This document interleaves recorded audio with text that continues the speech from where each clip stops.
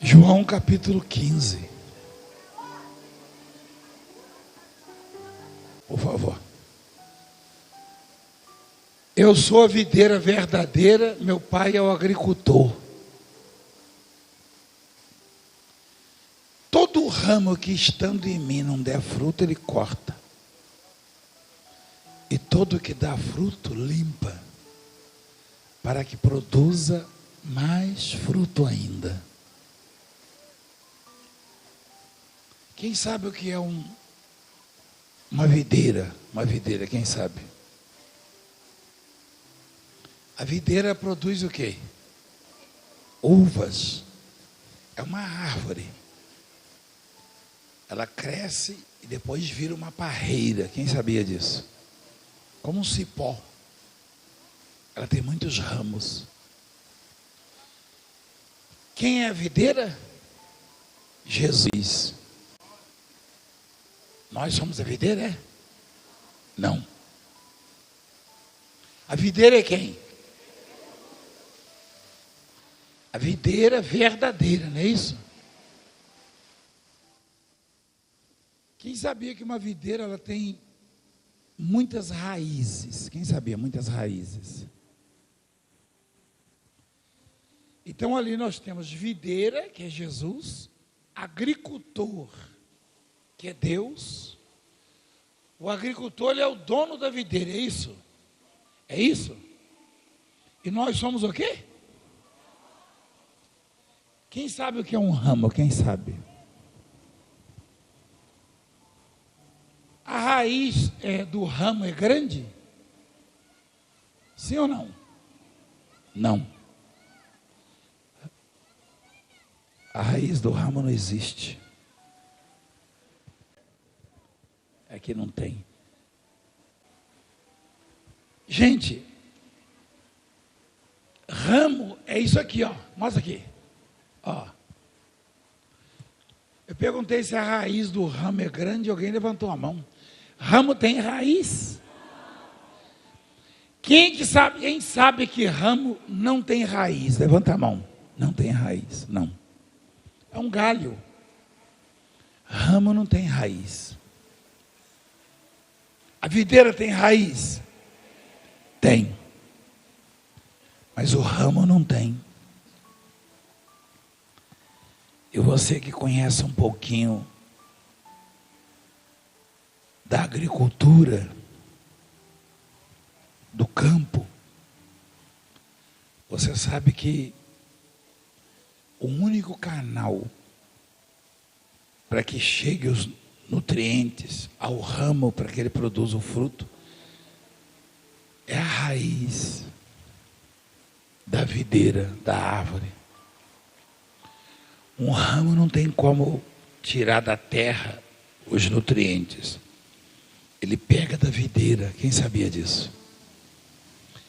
Essa palavra, ela está anulando todo tipo de filosofia, de pensamento, de doutrina, que contraria a palavra, que não crê que Jesus é o Cristo. Por isso que a palavra diz que aquele que crê que Jesus é o Cristo, esse é nascido de Deus. Porque nenhum ramo tem raiz própria. Não tem. O ramo, ele é totalmente dependente da videira, da árvore. A árvore tem raízes, tá? E mesmo a árvore, tendo raízes, ela tem uma dependência do agricultor, do dono. Foi o que Jesus disse. Então, esse negócio de religião, seita, filosofia de vida, profeta, isso, aquilo, esquece. A única fonte de vida, o único canal para as bênçãos chegarem na sua vida chama-se Jesus Cristo, a saber, a única videira verdadeira. A única videira verdadeira. Não tem como um ramo dar fruto ou ter vida em si se não estiver ligado na videira. Por mais que você tenha recursos intelectuais e outros, você sozinho não vai ser bem sucedido, não vai ter um final feliz. Você não vai ser feliz, você não vai estar seguro, não. A vulnerabilidade daquele que está longe do Senhor é grande. Fatalmente ele vai morrer. Eu não estou dizendo morrer no sentido físico, mas morrer no sentido da qualidade de vida. A vida sem sentido, sabe? O moço era drogado. Que vida que ele tinha? Nenhuma. Quando você entende que a fonte de vida, que a qualidade de vida, a paz que você precisa, a alegria que você tem que ter, o quão saudável é a vida daquele que está ligado na videira. O Evangelho é isso, é mostrar ao mundo que não tem outra maneira, não tem. Isso aí não é opcional. Ou o ramo está na videira ou não está na videira. Se ele está na videira, ele é alimentado. E se ele está na videira, como eu e você estamos, mas não dá fruto, ou seja, não entende a importância de se afinar, de se manter em comunhão, na presença do Senhor, com certeza ele vai dar lugar para outro. Ele vai ser cortado, e no lugar dele vai brotar um outro. Você já deve ter podado alguma árvore. Você corta o ramo que não presta, e aí brota outro no lugar com muita força. Quem já percebeu isso? Tem que ter a poda, né? Agora, você não vai cortar um ramo carregado de fruto, vai. Você não vai chegar na laranjeira lá do seu quintal ou na mangueira, aí tem um galho lá que está pendurado, está até torto de tanto fruto. Vai, pelo contrário, você vai botar até lá na roça a gente fazia um gancho, um apoio, forquilha, você não conhece, hein? É uma forquilha, é isso mesmo. Meu pai falava, corta uma forquilha. Aí eu procurava uma árvore que tivesse um gancho e botava escorando para auxiliar aquele, tanto fruto que ele tinha, e ficava olhando para ele. Se você der muito fruto, Deus vai sustentar você. Deus vai apoiar você. Então, todo ramo que estando nele e não der fruto, ele faz o quê? E todo que der fruto, todo que dá fruto, ele limpa. Provavelmente você seja um ramo frutífero, porque Deus tem dado muitas palavras para a sua vida. Você tem por hábito acompanhar as mensagens dessa obra? Quem tem recebido muitas mensagens? Nós falamos também uma mensagem muito abençoada. E você vai perceber num dos versículos que Jesus diz assim: vós já estáis limpos pela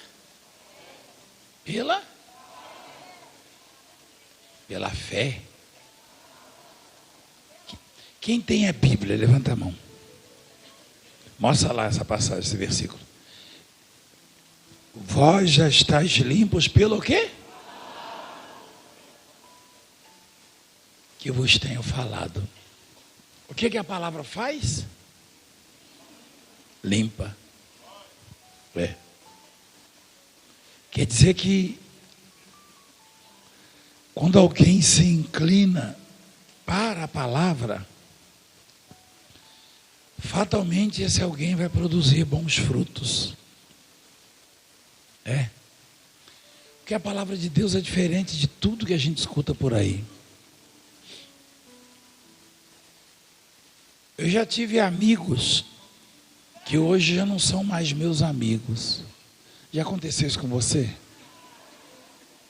Hein?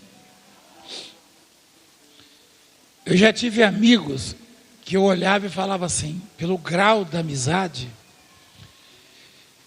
eu falava assim, esse aqui jamais vai deixar de ser meu amigo, e hoje fala mal de mim. Hoje fala mal de mim. Mas eu me lembro que quando eu tinha esses amigos, eu já estava na videira, sabe? E no passar dos anos, no decorrer dos anos, muitos dos meus amigos foram substituídos, trocados. Mas não foi eu que troquei. É porque eles se vão e outros entram no lugar. Mas o mesmo Jesus que eu conheci quando eu era ainda jovenzinho, mesmo nessa carreira eu tenho falhado muitas vezes com ele, ele nunca deixou de ser meu amigo, sabe, igreja? Nunca deixou. Então não se iluda. Não se iluda. Ninguém pode ocupar o lugar dele na sua vida. Nem o marido, nem a mulher, nem filhos. Ninguém. Ninguém. E também, se ocupar, você não vai dar fruto, porque os nutrientes que um ramo precisa para produzir fruto tem que passar pelo canal, que é a videira. A videira tem raízes próprias. E nós que somos ramos não temos raízes. Então muita coisa aparece na vida do ser humano. E escândalos e bombardeios, né? Satanás, ele tenta de muitas maneiras enfraquecer a fé das pessoas. Ele investe contra as pessoas. Eu lembrei. A mensagem principal dessa semana foi que Jesus ia no barco com os discípulos e ele ia passar para a margem de lá. Ele tinha um propósito, só ele sabia. Ele e o Satanás sabiam, porque o Satanás, com certeza, já viu Jesus partindo para outra margem. E criou-se um temporal, um vendaval, uma turbulência. As ondas gigantescas aceitavam o barco. Jesus estava dormindo no barco. E os discípulos viram que o barco estava entrando água. E sacudiram Jesus. Mestre, não te importa que pereçamos? O Senhor não se importa com a nossa integridade? Foi isso que eles quiseram dizer. Mestre, acordando Jesus, não se importa, não te importa que pereçamos, quer dizer, o Senhor não se importa com aqueles que perecem. Aí Jesus provou que se importa. A Bíblia é para ser lida assim, você não tem que ler a Bíblia como ler jornal, não. Pensa na pergunta dos discípulos, ó, o Senhor não se importa conosco, nós estamos morrendo. Aí Jesus provou que se importa. Às vezes, a gente começa a conhecer os verdadeiros amigos quando a gente está aflito, em apuros. Alguns dos que a gente julgava ser grandes amigos, eles se vão. Né? Eles se vão. Se você não consegue agradá-los, satisfazê-los ou recompensá-los, eles vão falar mal de você. E quando você for agradável a eles, você vai ser amigo. Que amizade é essa, não é verdade? Quantas vezes eu e você já entristecemos a Deus, a Jesus, e aí, caindo em si, você clamou, se humilhou e Ele se mostrou presente, né? Esse é inseparável na igreja. Eu e a bispa e as crianças, que não são tão crianças assim, nós tínhamos muitos amigos, sabe? Mas muitos. Aí chegou uma fase da nossa vida que eu dei uma olhada assim, estava eu e ela e as meninas sozinhos. E a gente ficava ali brincando, sentado na sala de um apartamento que um amigo cedeu para nós. Só que estava caindo aos pedaços. E a gente ficava olhando para o teto. Toda hora caiu um pedaço do teto.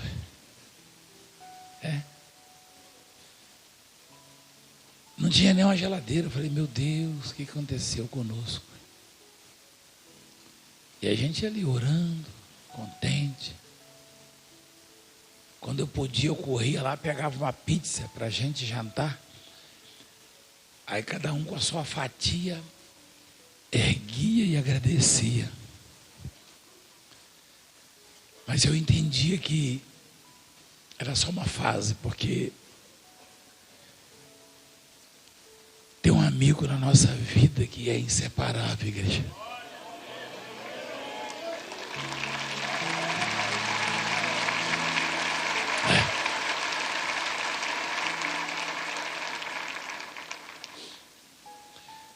Hoje a gente escuta às vezes por aí, olha lá, a família do Valdemiro.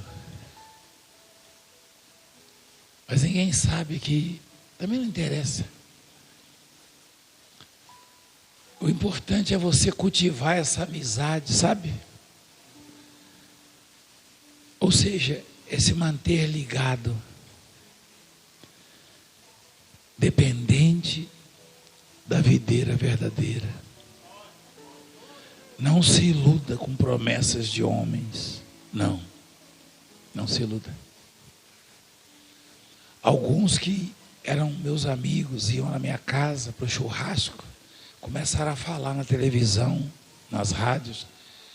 Lembra do Valdemiro, o bispo dos milagres? Cadê? Cadê a fé dele? Eu escutava. Aí eu falava, é mesmo, Senhor, cadê a minha fé? Ele falou, está aqui comigo, guardado.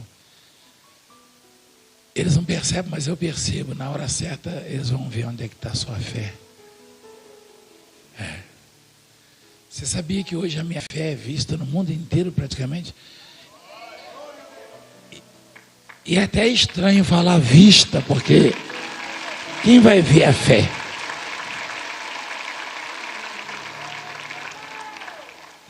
Ninguém sabe a aparência da fé, mas você consegue ver a minha fé. Quem consegue ver a minha fé? É isso. Eu não posso correr aqui no altar hoje. Eu não faço isso normalmente, né? Aliás, eu não gosto muito de mexer com as pessoas, gesticulando e dando cambalhota e correndo, impressionando, não. Eu gosto mesmo de botar as pessoas para pensar naquilo que Deus quer delas. E Deus tem me dado isso. Porque quantas vezes eu e você já valorizamos mais uma amizade do que um culto, né? Quantas vezes você deixou de ir orar, de ir no monte, de ir para vigília, de ir para reunião, por causa de um amigo que chegou na sua casa, um parente, e quando você precisou dele, ele sumiu. E aí aquele, quem você trocou por ele, é que aparece de novo na sua vida.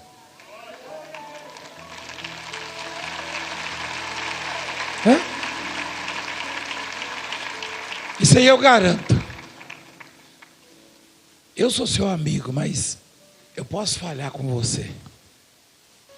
E no momento que você mais precisar, eu posso não estar ali, mas você não precisa de mim, você precisa estar ligado na videira. Esse amigo, igreja, eu posso afirmar, segurar, que se tiver churrasco ele vai estar, se tiver um mingauzinho de fubá ele vai estar, se não tiver nada, como um moço que deu testemunho, ele estava numa reunião, acho que é domingo, o Daniel, ele falou assim que na geladeira dele só tinha água e pimenta. Quem já viu ele falar? Mas o amigo de quem eu estou falando, para você que está do outro lado, você que está no hospital, no presídio, em casa, em qualquer circunstância da vida você vai poder sentir a presença dele. Qualquer.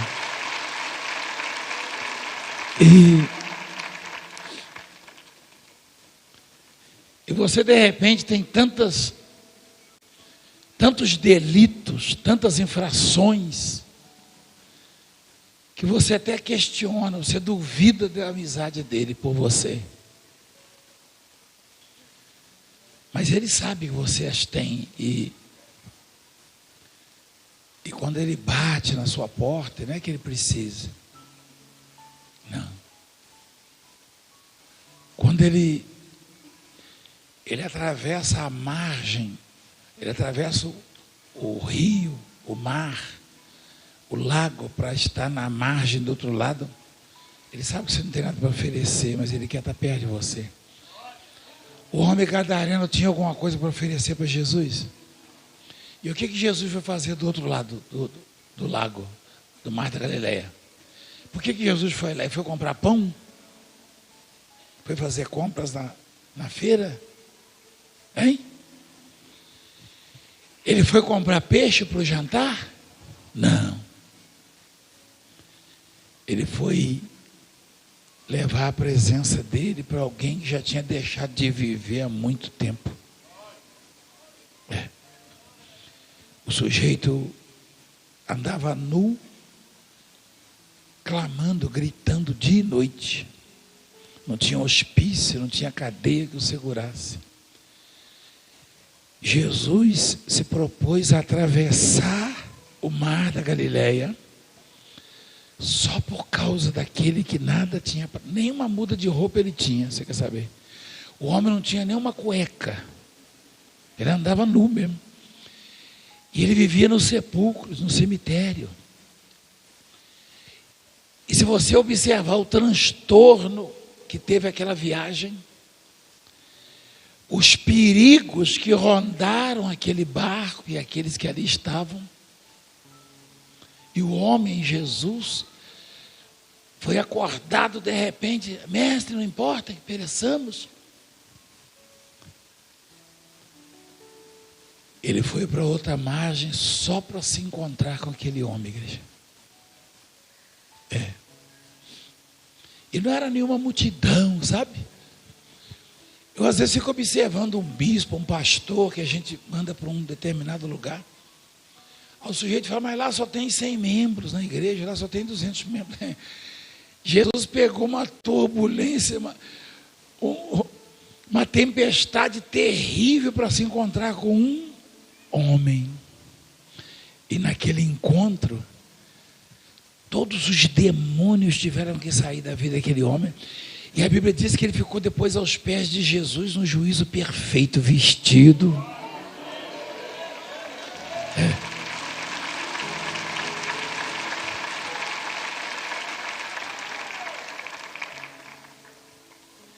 Jesus está fazendo coisas por nós que a gente nem sabe. Sabe o que eu senti aqui agora, igreja?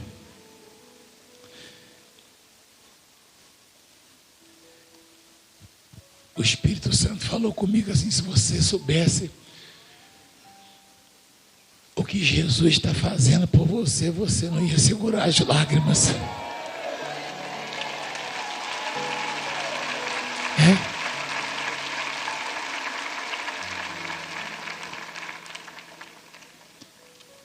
Você acha que aquele homem sabia que a solução da vida dele estava indo num barco açoitado pelas ondas?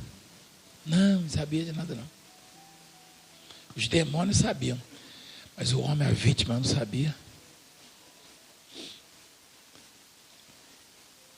Interessante que ele nem viu nada daquele homem, ele só viu Jesus depois que Jesus deu ordem para os demônios saírem, ele viu. Mas ele sentiu algo tão extraordinário, tão grande, que ele logo deduziu que aquele bem-estar, aquela paz, aquela lucidez, só podia vir daquele que estava na frente dele ali. Se as pessoas atentassem para isso, porque quem é que não sente, quem não tem a sensação de bem-estar, de paz, de segurança, de repente numa tribulação, numa tempestade? Aquilo ali é Deus dizendo: eu estou aqui perto de você, eu estou aqui perto. Então, quando Jesus diz assim: eu sou a videira verdadeira, ele está dizendo: não se aparte de mim, não se afaste.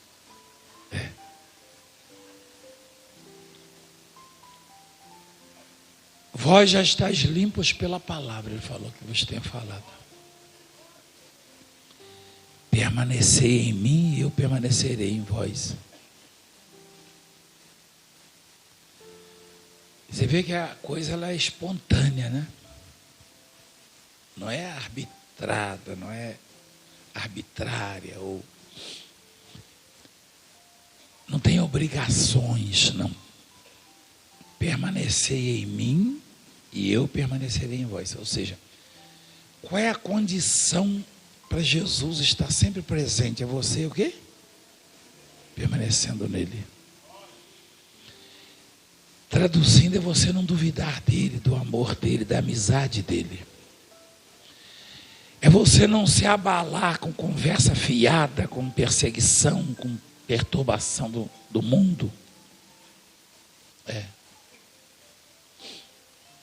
Uma vez alguém aqui na Zona Sul, um jovem que foi transformado, prosperou, ele se abalou com uma coisinha pequena, relativamente.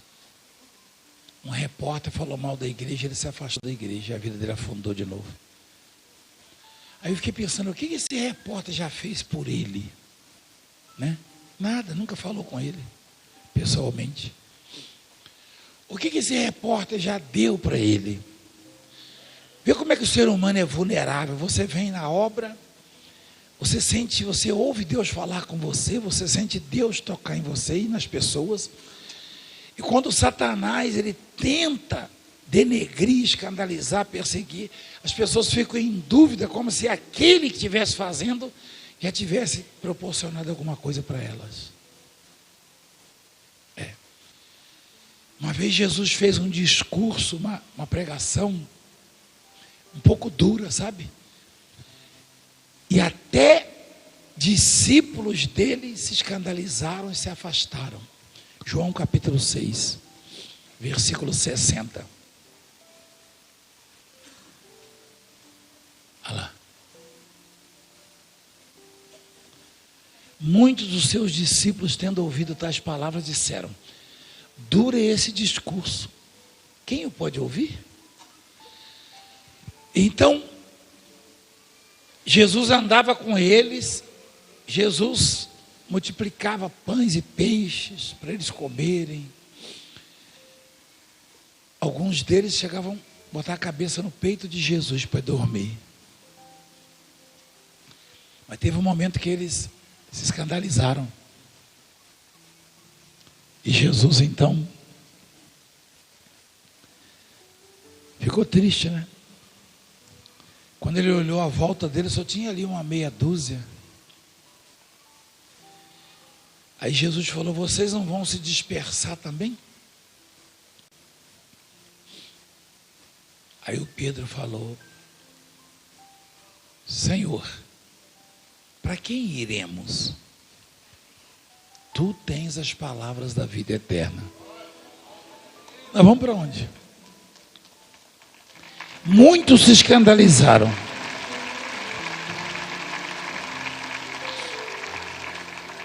Muitos se afastaram. Aliás, tem um texto ali, uns versículos ali que diz o seguinte: que já nem andavam mais com ele. Muitos já nem andavam mais com ele. Deixaram de andar com Jesus. Quer dizer, hoje não é diferente. Você deve conhecer pessoas que já andaram com Jesus e agora estão afastadas por alguma razão tão insignificante, que pessoas que nunca ajudaram você em nada, mas que trazem o negativo, né? Olha lá. À vista disso, muitos dos seus discípulos o abandonaram e já não andavam com ele. E Jesus viu uma meia dúzia, ele falou: vocês não vão se dispersar? Quereis também vós outros retirar-vos? Respondeu-lhe Simão Pedro: Senhor, para quem iremos? Tu tens as palavras da vida eterna. O que ele quer dizer com isso? E nós temos crido e conhecido que tu és o Santo de Deus. Ele quer dizer o seguinte: Senhor, ainda que suas palavras tenham sido duras, o Senhor é a única fonte de alimento para nós. Nós somos ramos, nós não temos raízes. E não tem outra videira verdadeira só tem uma. As videiras que existem por aí são falsas. Por isso Jesus disse: eu sou a videira o quê? Verdadeira. Para quem iremos? Né? Tu tens as palavras da vida eterna. Então, igreja, não deixa se levar, se iludir. Se fortaleça cada vez mais em Deus, que a sua oração vai ter tanta força. Tanta força.